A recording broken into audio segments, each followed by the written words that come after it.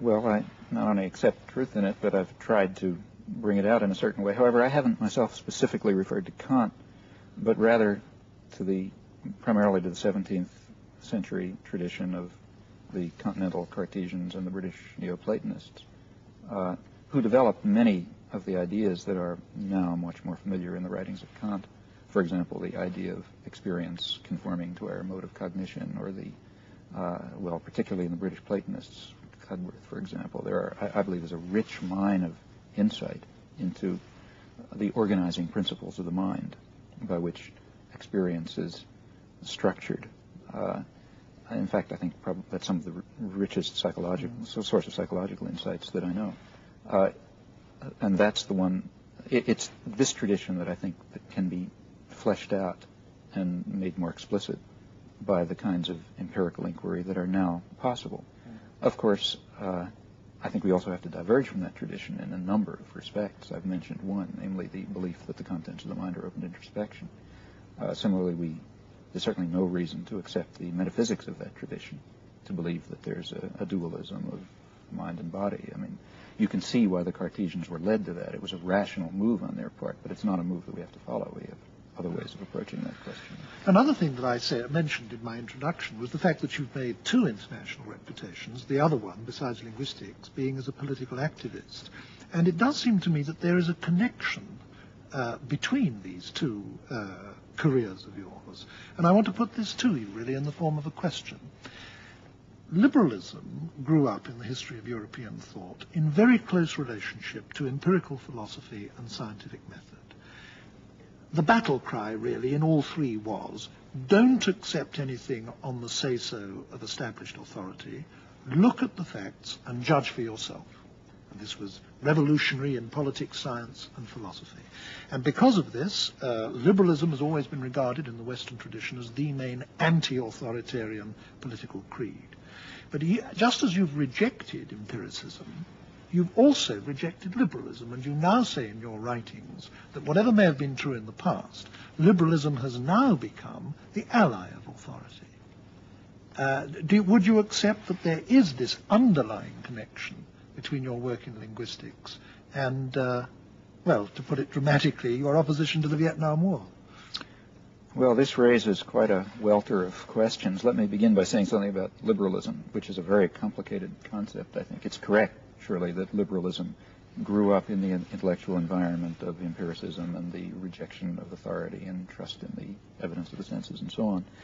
However, liberalism has undergone a very complex evolution as a social philosophy over the years. If we go back to the classics, or at least what I regard as the classics, say, for example, Humboldt's Limits of State Action, which inspired Mill and is a true libertarian, liberal classic, if you like. The world that Humboldt was considering, which was partially an imaginary world, but the world for which he was developing this political philosophy was a post-feudal but pre-capitalist world.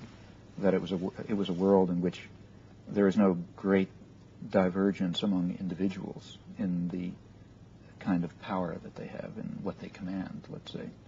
But there was a tremendous disparity between individuals on the one hand and the state on the other. Consequently, it was the task of a liberalism that was concerned with human rights and equality of individuals and so on.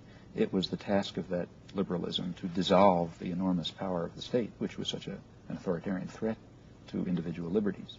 And from that, you develop a classical liberal theory in, say, Humboldt's or Mill's sense.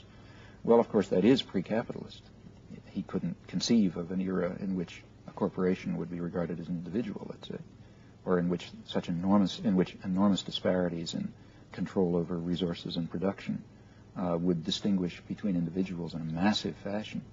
Now, in that kind of a society, to take the Humboldtian view is a very superficial liberalism, because while opposition to state power in an era of such divergence conforms to Humboldt's conclusions, it doesn't do so for his reasons. That is, his reasons lead to very different conclusions in that case.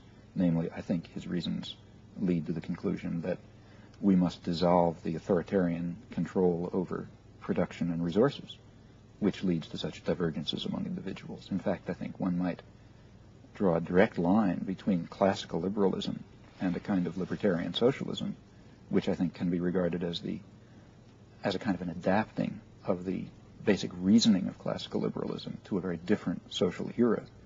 Now, if we come to the modern period, here liberalism has taken on a very strange sense if you think of its history. Now liberalism is essentially the theory of state capitalism, of state intervention in a capitalist economy. Well, that has very little relation to classical liberalism. In fact, classical liberalism is what's now called conservatism, I suppose. But this new view, I think, really is, in my view at least, a highly authoritarian position. That is, it's one which accepts a number of centers of authority and control, the state on the one hand, agglomerations of private power on the other hand, all interacting with individuals as malleable cogs in this highly constrained machine, which may be called democratic, but given the actual distribution of power is very far from being meaningfully democratic and cannot be so. So my own feeling has always been that to achieve the classical liberal ideals for the reasons that led to them being put forth in a society so different, we must be led in a very different direction. It's superficial and erroneous to accept the conclusions which were reached for a different society and not to consider the reasoning that led to those conclusions. The reasoning, I think, is very substantial. I'm a classical liberal in this sense, but I think it leads me to be a kind of an anarchist, an anarchist socialist. Well, I'd love to pursue you down that road, Professor Chomsky, but that would be a new discussion and a new program, so I think we must, alas, end there. Thank you very much.